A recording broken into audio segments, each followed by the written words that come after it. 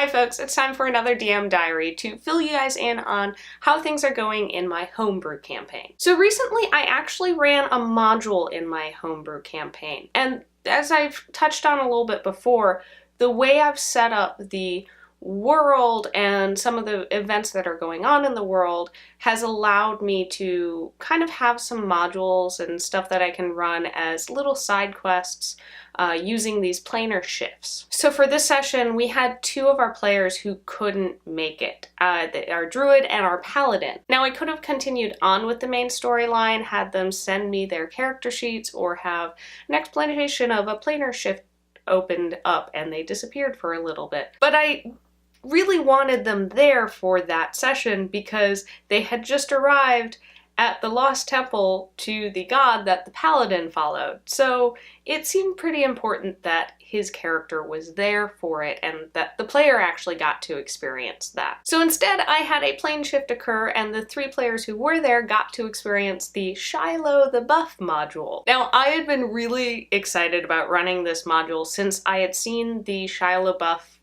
character sheet kind of floating around on the web a couple years ago. Now this isn't a review of that module, but I will say it was great. It provided some great, it took the song, I'll put a link down to the song if you haven't heard it before, and took key lyrics in it and expanded them, had some cool attacks that were named after parts of the song, as well as there were some fun NPCs that I got to play, some fun townsfolk that had key bits of information or things that the characters could give out to the player characters. And everyone had a blast playing it. However, I think I've decided that I prefer running homebrew stuff over modules. And I'll get into why. So the first thing is, a lot of the people that I play with tend to approach obstacles kind of sideways or upside down or backwards.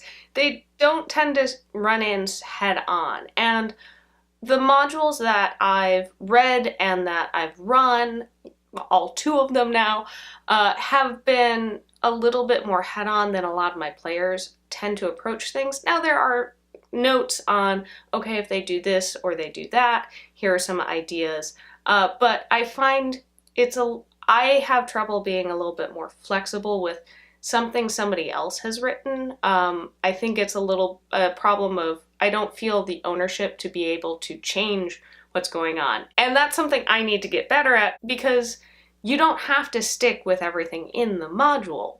It can be more of a guide. So I had to do a good amount of improvising to make the module work. For example, my players didn't go hunting out into the woods for the monster in the middle of the night, understandably. They set a trap. So then I had to figure out how to get the monster to them, and they ended up missing the bear trap and the cabin and all these great moments that I was like, no, I wish you had gone into the woods. That was fine. I probably also could have maybe come up with another reason for them to go out into the woods, like a villager ran off and they had to go rescue the villager.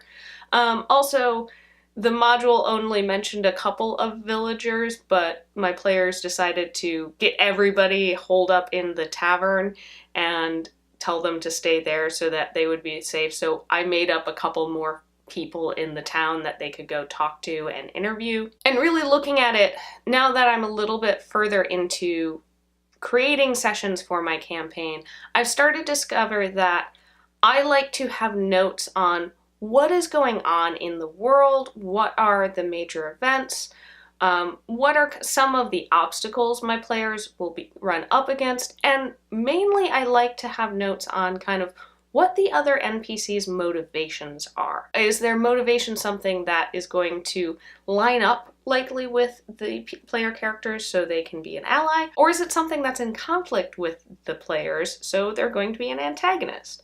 I find that knowing the motivation is so helpful because it helps me improvise. It helps me, instead of having, okay, they're going to do this, instead of essentially having actions and events planned out, knowing what that character's end goal wants to be, I can go all over the place getting to this end goal instead of having to follow this straight line. And that's something that I've found with modules. I think the more that you read over and become familiar with the module, the better you're going to be at improvising, because you're going to know the characters a little bit better. Now, the first time I ran a module, it was also the first time I ever ran a game. I ran The Lost Mines of Fildander. I hope I'm saying that right. I always say it wrong every time, even though I say it a different way.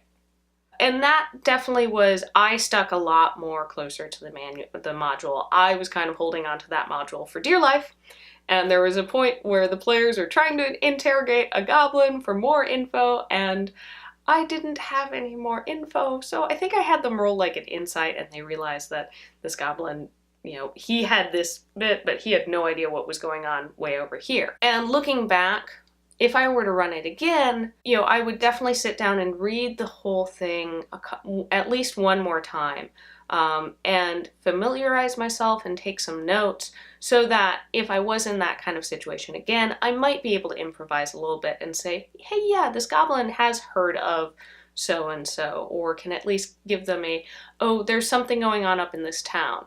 Kind of drop a few more breadcrumbs for the characters. I also think having something that we're making the homebrew where I have a broad sense of where things are going, but a lot of the details and smaller points I'm making up as we go, that allows me flexibility to change things up until it gets brought up in games. There have been times where I've changed something in session just as it came up, and then sat down and wrote notes about what it was that I changed, because in the moment, what I had planned just didn't feel right, and this other idea seemed really good, and it fit with the broader story. And ultimately, I think it comes down to, for me, modules feel very much like the players are playing a set story, which is great. There are some fantastic modules out there with fantastic stories that I would love to play in or run someday. But I like the little bit more collaborative nature of a homebrew where you can incorporate the players a lot more. You can draw upon their backstory, you can draw upon choices they make have a little bit more impact on the world, I feel like, in a homebrew setting.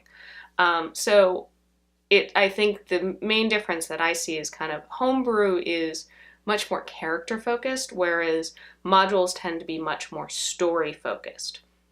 And, you know, there is definitely a trade-off. You can also have a homebrew that is character and story driven, and modules that are character and story driven.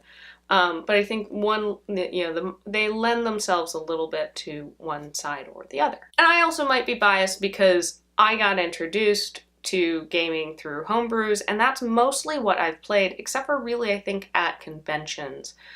Almost all of the games that I've played have been stuff that people have come up with and have shaped around the characters that we've created. So all that being said, I'm still planning on using modules and adventure hooks in my current campaign, because I think they're great for side quests. They're great for one-shots.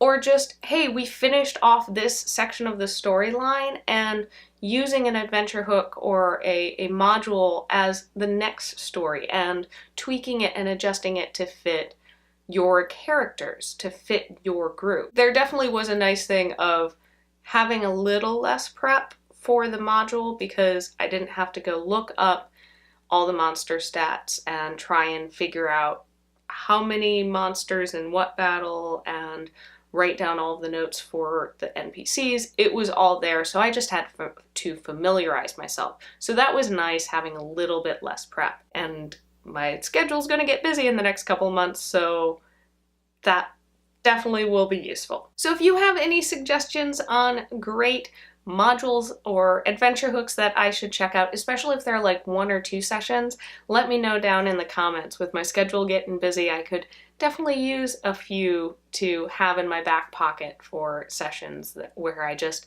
don't have a lot of time that week to prep. I want to give a special thanks to all of our patrons, especially Joan, Arvi, Lainey, Sean, and Will. If you're interested in becoming a patron and joining us on this campaign, you can go over to patreon.com/rollforinitiative and check out some of our cool perks. And to everybody who watches, thank you so much. I love interacting with you in the comments, on Twitter, wherever we are on the internet.